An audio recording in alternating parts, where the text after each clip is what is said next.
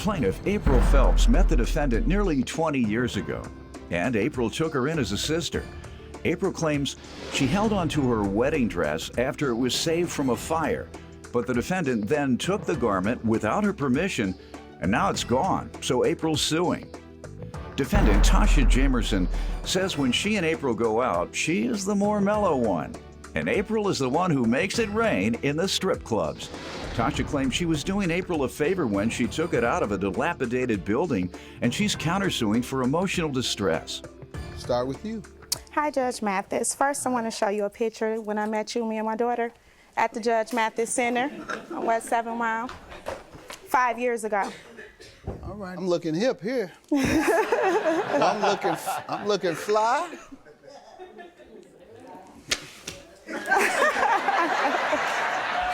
I'm really a square. That's just one of the days I was looking fly. It was fly that day. Well, you all came to the volunteer?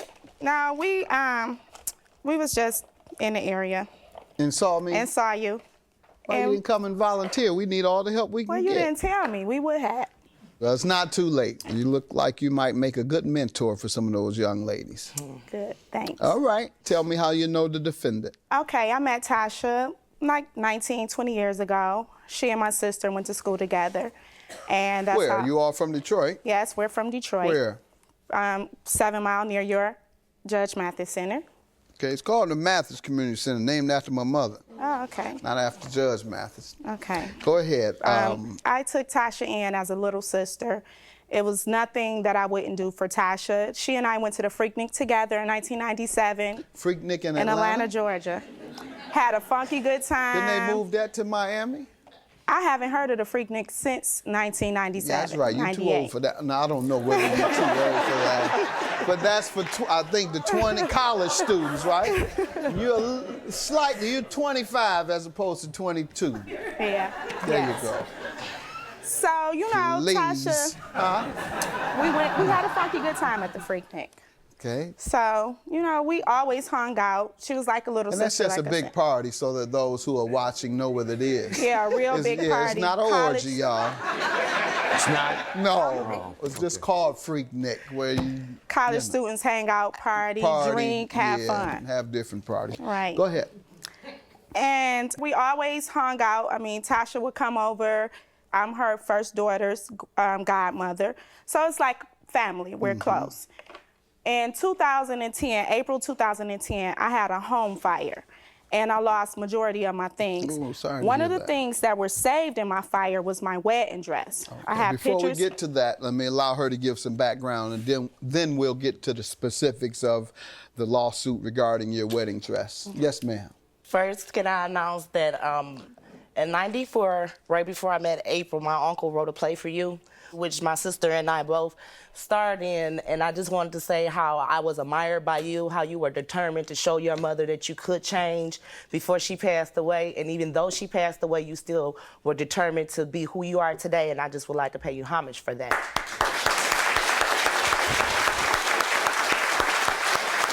Thank you so much. I hope that the young people who are watching and the single mothers, like my mother was, I hope that they are the ones that benefit from you making that observation. Thank you. I met April through her sister, like she stated, and April was like a big sister to me. We had good times throughout the years, but it's like when I grew older and started to do business with April, or like, say for instance, go out with her, I'm the more mellow one, where April's more so the one that makes it rain at the strip club. Oh, and, no, you're not throwing up money at the strip club, are you? You know, So I never made it rain at a strip club. But she is a very rambunctious type person. She gets belligerent when she gets drunk. And as I noticed that when I got older, I kind of disassociated myself with her, even though I still love her as a sister still now. But it was just, you know, some things that I matured from and I didn't feel April did. All right. Let me hear about the wedding dress. You obviously got married. You matured that much. I have a family, When? 3 children. When did you get married? In September 2009. Okay, 09. I hope he's not watching. It's 9. It was 9. Got that year wrong.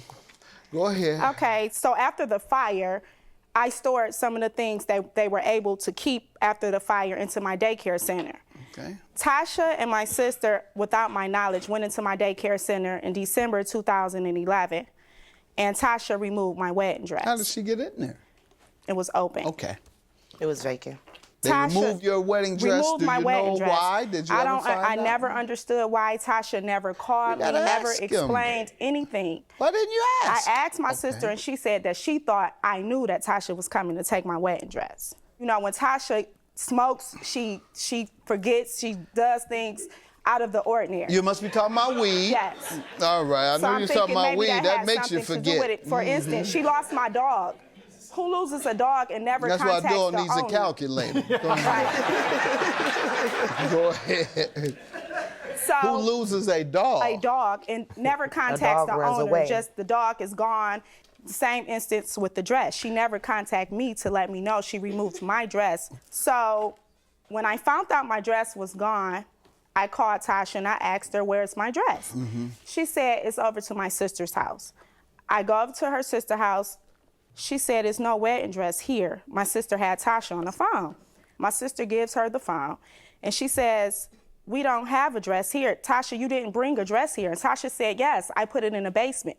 Her sister said, Tasha, why would you bring a wedding dress here without my knowledge? My husband threw the dress away for a trash day. My sister got back into the car. I was highly upset, and she had no remorse. My bad, and that was it.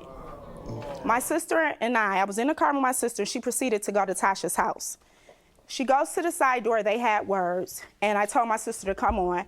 And my sister bent her license plate. I never mentioned it to Tasha or anything else because Tasha was pregnant. So I waited until after Tasha had the baby to see if she would have some kind of remorse.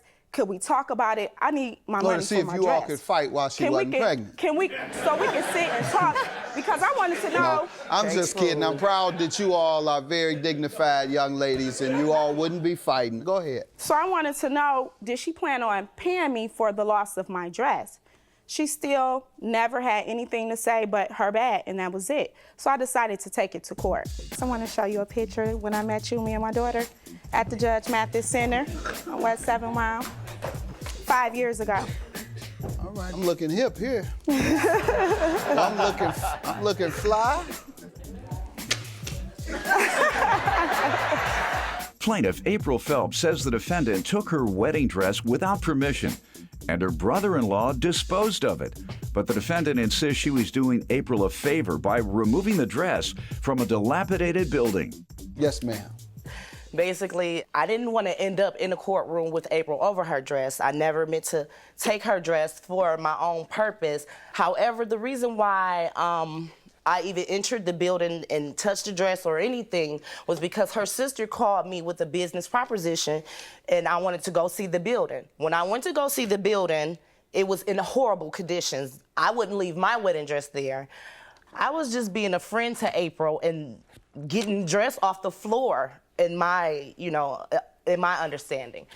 As I left out the building, I put the dress in the car, and then she went to go drop me off at my sister's house where I stayed. So as I got out the car, she says, well, where you going without this big old smelly wedding dress? So I said, I don't want it. What am I going to do with it? You take it to your sister. So she said, no, girl, I'm in a rush. I got to go get my hair done. I'll be back to get the dress. So as I proceeded to my sister's house with the dress, my sister was at the door, which is here with me today, and she stated, where are you going with that big old wedding dress, girl? You're not bringing that dress in here. So I said, well, she'll be back to get it after she gets her hair done. Let the dress stay here. My sister put it in the bag, and she put it in the basement, and that's where it stayed till her husband threw it out. Exactly. Now, let's start from the beginning. You say you removed the dress as a favor, right? I picked the dress off the floor because I think that's... it as a favor. Exactly. I did her a favor and put it in her sister's car. When you do favors for somebody, don't you usually notify and say, hey, I did you a favor. I did so-and-so for you. Correct. So did you do that? No, I didn't. I trusted her sister to let her know that she, The sister didn't do the favor. Let me hear your counterclaim. How does she owe you for emotional distress? Okay, well, the emotional distress is when a year later after April came to get her dress, I at the time was pregnant. Her tone of voice was just outright. She called me yelling and screaming, and I can understand why. And I explained to her, April, just calm down. You know, I know you're used to all the yelling and the drama and all that, but I'm pregnant, so please. She would not calm down. I'm like, April, can you please calm down? Can you please calm down? Can you please? No, I want my MF wedding dress, and I want my wedding dress now. You shouldn't have never took my dress. And I told her, well, your sister should have brought you the dress. I did not take your dress. I basically got it off the floor for you as a favor. It was going to be ruined. And removed it from the premises. Exactly. Don't So forget that part. my emotional distress is the fact that she did not want to calm down, and also her and her sister came over to my house afterwards and confronted me. When they came over to the home, her sister's banging on the door like she's the police, yelling, stating, do you want to have a miscarriage today? Do you want to have an abortion today? And I asked her, well, why are you the one confronting me? Go get your sister. At that time, she walked away from me. My roommate pulled me from the door. You don't need to be, you know, because I was crying, like I was just.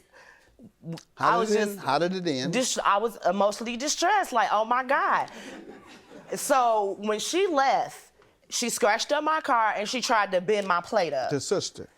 The sister did. And then she got in the car with April and they pulled off. Okay. I didn't know that she didn't tell her sister not to come over there and threaten my child's life. Sounds like you need to sue the sister. Exactly. She didn't do anything to you. She brought her to my tell you, home. Where's my colorfully, she asked you where her dress was. That's fine, it. but she shouldn't have brought her to my home. In a very colorful way.